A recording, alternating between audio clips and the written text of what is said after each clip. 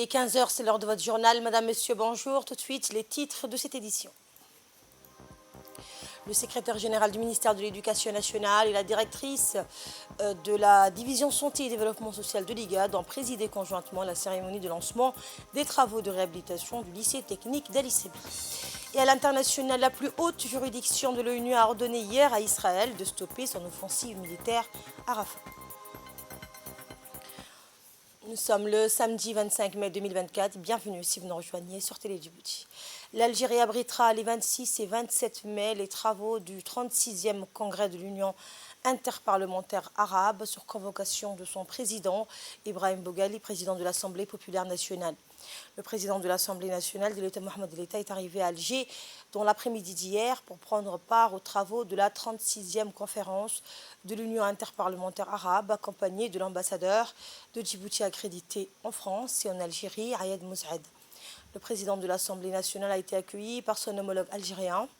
Lors du jour du congrès comprendra des séances de travail et des réunions des commissions, la question sur la Palestine, les conditions de la femme, de l'enfant et de la jeunesse et des affaires politiques et des relations parlementaires. Une forte délégation conduite par le secrétaire général du ministère de l'Éducation nationale et de la formation professionnelle, Mohamed Abdallah Mahyoub, est composée du directeur de la formation professionnelle au sein de ce département ministériel, de la directrice de la division de la santé et du développement de l'IGAD, l'autorité intergouvernementale pour le développement, Fathia Alouane, de l'ambassadrice de la République fédérale d'Allemagne, d'un représentant du ministère des Affaires étrangères et des nombreux hauts fonctionnaires de cette organisation régionale s'est rendu dimanche à Ali Sebi.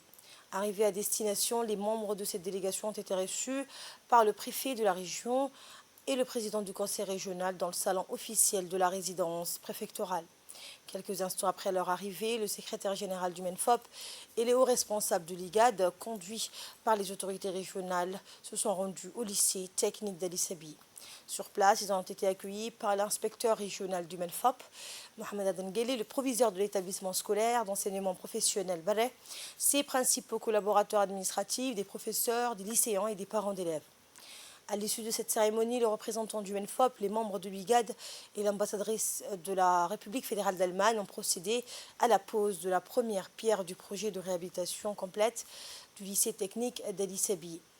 Au sein de cet établissement d'enseignement scolaire professionnel, les officiels ont assisté donc à une cérémonie solennelle dans l'optique de procéder à la pose de la première pierre des locaux du site du premier lycée technique de la ville. Au nom du secrétaire exécutif Dr Welkene, à l'occasion de cette cérémonie historique de pose de pierre du tout premier projet financé dans le cadre du Fonds régional de la migration financé par le gouvernement allemand. La région d'Ali Sebi et la sous-préfecture d'Ali Sebi sont le tout premier site géographique de la République de Djibouti à avoir été ciblé, priorisé par l'initiative du Fonds régional de la migration de l'IGAD dans le cadre du guichet d'investissement prioritaire en faveur des réfugiés. Et l'ambassadrice de la République fédérale d'Allemagne a prononcé un discours lors de cette cérémonie. Le voici. Être ici avec vous, c'est cependant une grande joie pour moi, car après de nombreuses réunions de planification et de nombreux entretiens, cette phase est enfin heureusement terminée. Les travaux de réhabilitation du lycée technique vont pouvoir commencer. Monsieur le préfet, vous et votre équipe à Ali Sebi, ainsi que le gouvernement de Djibouti, êtes au service de la population de cette région et particulièrement des jeunes. La rénovation du lycée technique est l'opportunité d'offrir une bonne formation technique et professionnelle qui serviront de tremplin vers un métier qui influencera positivement le projet de vie de nombreux jeunes. Et voici à présent un extrait du discours du préfet de la ville d'Ali Sebi, Abdelmalik Mohamed Benoïta. Aujourd'hui, nous sommes au jour J. Nous remercions pour cela l'IGAD qui a su mobiliser les fonds à travers le fonds réfugiés et pour la migration. Et c'est l'Allemagne, je pense, qui a contribué énormément, qui a financé ces projets.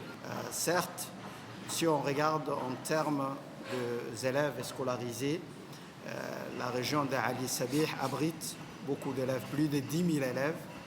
Donc il y a aussi, c'est la région qui abrite plus de 15 000 à 17 000 réfugiés. Donc le fait que la région bénéficie de ces projets est une bonne chose. Je pense que ceci ne s'arrêtera pas uniquement à ces projets.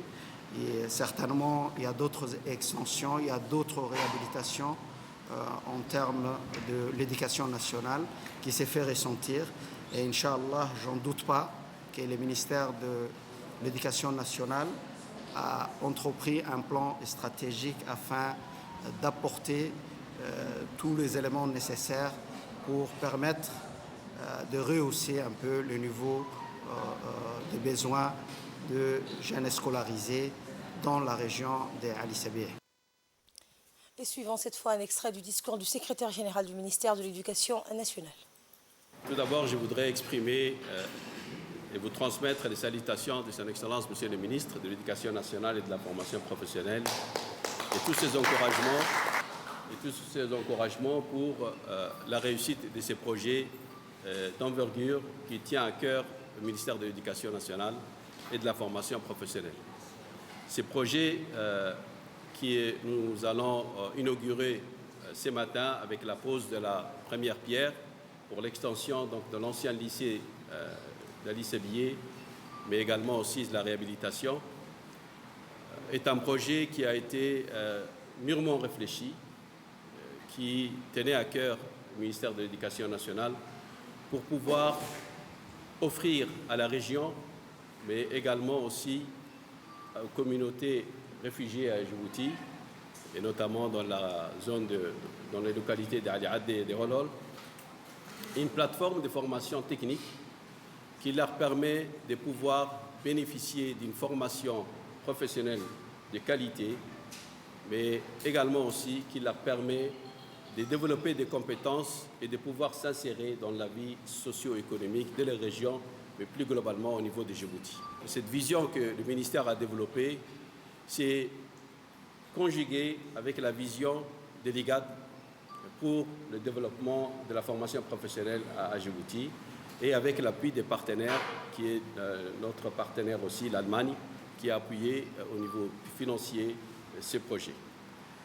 Ces projets répondent à la politique nationale de la formation professionnelle tracée par Son Excellence le Président de la République pour que chaque région puisse bénéficier d'une offre de formation générale, mais également de formation professionnelle de qualité, afin que les jeunes de chaque région puissent trouver du travail et avoir une vie décente. Donc c'est la politique du Président de la République, mise en œuvre par Son Excellence aussi le ministre de l'Éducation nationale et de la formation professionnelle, M. Moustapha Mohamed Mahmoud. Et aujourd'hui, nous nous réjouissons que cette politique trouve une réalisation dans cette région d'Ali Sabih. Dans l'actualité également, le ministère de l'Environnement et du Développement durable, en étroite collaboration avec le programme des Nations Unies pour le développement, a procédé à un atelier de consultation des parties prenantes impliquées sur la lutte contre le changement climatique. Les changements climatiques constituent de nos jours le plus grand défi auquel fait face l'humanité et auquel seront sans aucun doute confrontées les générations futures si la tendance actuelle au réchauffement se maintient, a noté le secrétaire général du ministère de l'Environnement et du Développement durable. La République de Djibouti n'a pas été épargnée par les effets néfastes du changement climatique qui se manifestent par la dégradation des terres, les sécheresses récurrentes, les inondations dévastatrices, l'apparition récente des cyclones, les vents violents, l'élévation du niveau de la mer, l'augmentation de la température moyenne de l'atmosphère et la diminution du pouvoir d'achat des couches les plus pauvres. L'atelier s'inscrit dans le cadre de la mission, le NDC Partnership. L'objectif est de présenter la mission aux parties prenantes et aux partenaires de la mise en œuvre basée à Djibouti en vue de développer les bases d'une demande de soutien national au NDC Partnership par le biais de consultations initiales engagées auprès des participants. de cette adhésion. On vous remercie pour l'intérêt accordé à faire partie de ce collectif international qui a pour but principal de mettre en œuvre, d'appuyer la mise en œuvre et d'accélérer la mise en œuvre des contributions nationales déterminées au niveau des pays membres. Comme vous le savez, la République de Djibouti est un pays très ambitieux quand il s'agit des questions climatiques, mais aussi un pays très vulnérable, au vu des facteurs d'exposition, mais aussi des vulnérabilités liées à l'impact des changements du climat. Et ce matin, on a écouté Monsieur le directeur qui a fait un exposé sur ça et qui a montré qu'il y a des vulnérabilités quand il s'agit de questions de l'eau, avec la rareté et le changement surtout des fréquences et des volumes des précipitations qui impactent les secteurs de l'agriculture et de l'élevage, qui impactent les secteurs des côtes et les zones côtières, et d'autres impacts également sur les infrastructures, mettant ainsi ces infrastructures en risque de péril. Écoutons à présent un extrait du discours du secrétaire général du ministère de l'Environnement.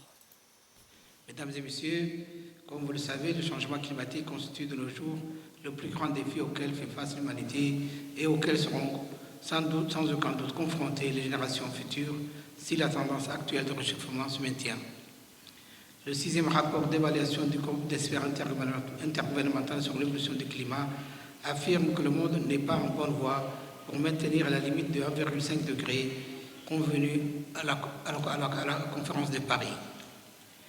En effet, les émissions mondiales doivent être réduites de 43% au cours de cette décennie.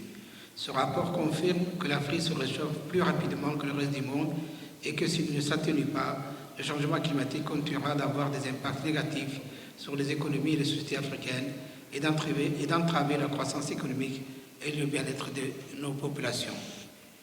La République de Djibouti n'est pas épargnée par les effets du changement climatique qui se manifestent par la dégradation des terres, les sécheresses récurrentes, les inondations dévastatrices, l'apparition récente des cyclones, les vents violents, l'élévation du niveau de la mer, l'augmentation de la température moyenne de l'atmosphère et la diminution du pouvoir d'achat des couches les plus pauvres. De plus, les prévisions relatives à l'impact du changement climatique sont particulièrement alarmantes et cela sape inexorablement nos efforts pour le développement durable et la lutte contre la pauvreté. Le Sheraton Hotel a abrité ce jeudi un atelier de restitution sur le diagnostic de capacité en réduction des risques des catastrophes visant à finaliser et valider la stratégie nationale de Djibouti en matière de gestion des risques de catastrophes. La cérémonie d'ouverture a été présidée par M. Ahmed Mohamed Madar, secrétaire exécutif des risques et des catastrophes, et de M. José Barahona, coordonnateur résident du système des Nations Unies à Djibouti. Cet atelier avait pour objectif principal de présenter les conclusions et recommandations préliminaires de l'équipe CADRI au gouvernement et aux partenaires techniques et financiers afin de recueillir leurs commentaires et perspectives. Lors de son discours, le secrétaire exécutif des risques et des catastrophes, Ahmed Mohamed Madar, a évoqué les sécheresses récurrentes, les inondations, les pluies diluviennes et l'apparition récente des cyclones dans la région de la Corne d'Afrique qui illustrent les perturbations climatiques actuelles. Écoutons l'intervention du coordonnateur résident du système des Nations Unies.